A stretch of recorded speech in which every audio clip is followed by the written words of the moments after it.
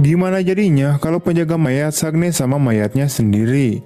Nah, di video kali ini Kukulutus akan menceritakan sebuah film horor mantap-mantap dari Thailand yang berjudul 3M 3D. Menceritakan tentang seorang penjaga mayat yang bermain kuda-kudaan sama seorang mayat wanita yang sangat cantik. Cerita diawali dengan sebuah ruangan pemakaman sepasang calon pengantin. Di sana terdapat seorang suster tua dan seorang pria penjaga mayat dari sebuah rumah sakit dan dia bernama Todd.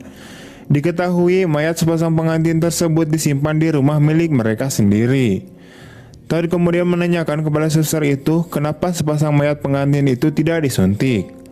Suster tua itu kemudian menjawab bahwa keluarga pengantin tersebut tidak mau dan juga kondisi mayat tersebut sudah tidak baik.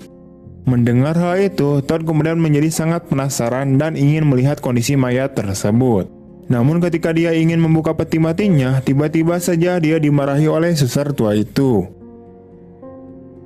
Kemudian suster tua itu membuat si Todd untuk berkeliling dan memberitahu dia kamar pengantin yang bernama Mike dan Cherry. Di sini dia juga memberitahu si Todd agar dia tidak pernah masuk ke dalam kamar pengantin tersebut.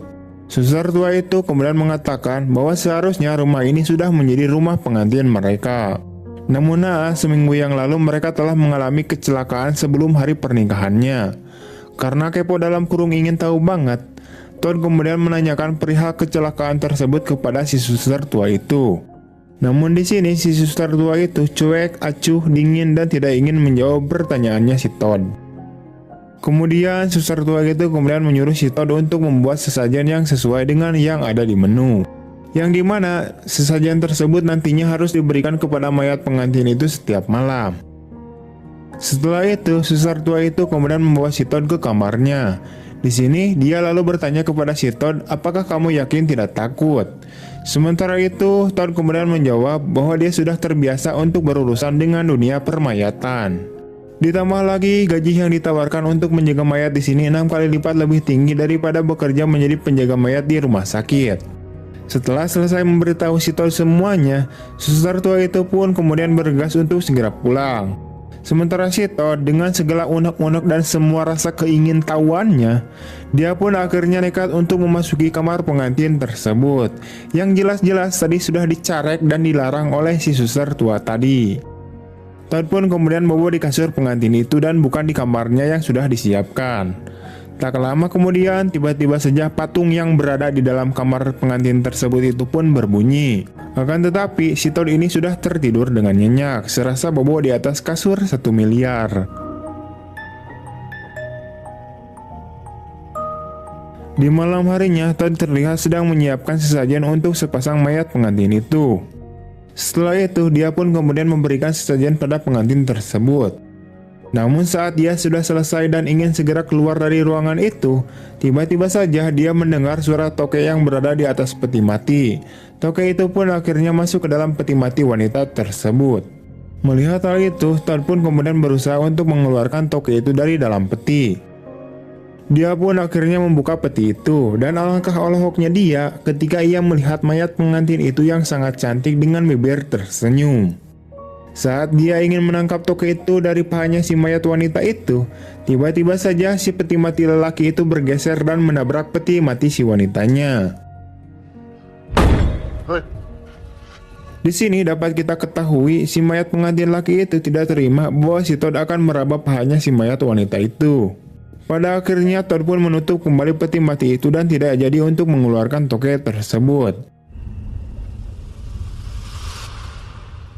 Saat di kamar pengantin, Todd kemudian menemukan sebuah kamera dan sebuah kaset di dalam lemari. Karena si Todd ini sangat kepoan, pada akhirnya dia pun memutar kaset tersebut. Namun ternyata isinya tidak ada apa-apa. Dia pun kemudian melihat foto calon pengantin wanita yang sedang terikat semasa hidupnya.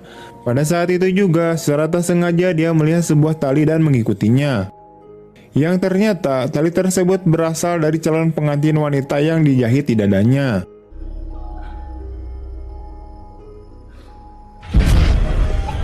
Dan wah, ternyata itu cuma mimpi, coek. Setelah itu, kaset yang semalam tidak terbaca apa-apa, tiba-tiba saja menjadi terbaca dan memutar sebuah rekaman video sepasang calon pengantin itu. Yang dimana di dalam video tersebut terlihat si calon pengantin wanita yang sedang diringkus dan disiksa oleh si calon pengantin pria. Melihat hal itu, Todd pun kemudian bergegas untuk menuju ke kamar mayat. Di sini, Todd lalu memperhatikan bekas luka yang dijahit pada leher dan dada si calon pengantin wanita. Kemudian dia menyimpulkan dan berpikir jika si calon pengantin pria itu jahat terhadap pasangannya. Pada akhirnya, dia pun memisahkan mereka dan membawa peti mati itu ke dalam sebuah ruangan semacam tempat ibadah. Dia juga mengikat peti mati si pria itu dengan sebuah tali dengan paguh-paguhnya. Setelah itu, dia pun membawa mayat si calon pengantin wanita itu keluar. Di sini, Todd lalu membuka semua pakaian wanita tersebut dan kemudian menjahit luka-lukanya.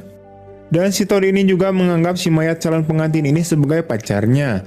Karena si Todd ini sudah kelamaan menjomblo, dia pun tidak ingin melewatkan momen-momen mesra ini.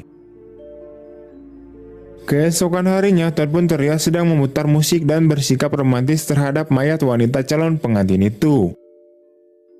Singkatnya, saat malam hari, Todd kemudian terkejut ketika dia melihat peti mati si calon pengantin pria itu terbuka dan mayatnya sudah menghilang. Namun tiba-tiba saja dari arah belakang muncullah mayat si pria tersebut. Dia pun lari ke kamar dan melihat mayat si calon pengantin wanita yang juga telah menghilang.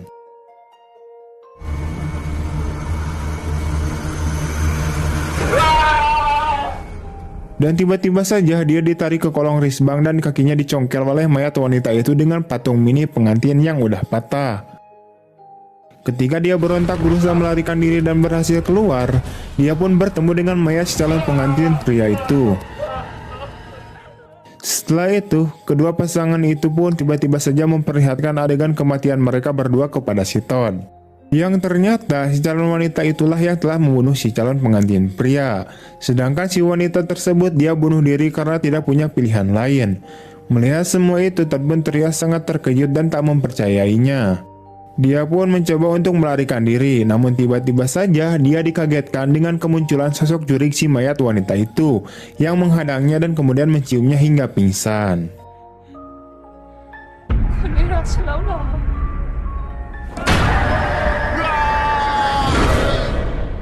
Beberapa saat kemudian, Todd kemudian terbangun dan langsung terkejut ketika menyadari dirinya berada di dalam peti mati. Dia pun menangis dan abrug-abrugan karena tidak bisa keluar.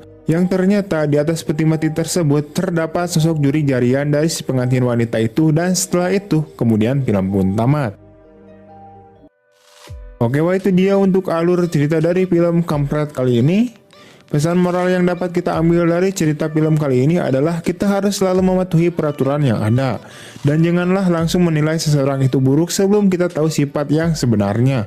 Apalagi jika menilai dari covernya saja. Oke lah, gue rasa cukup.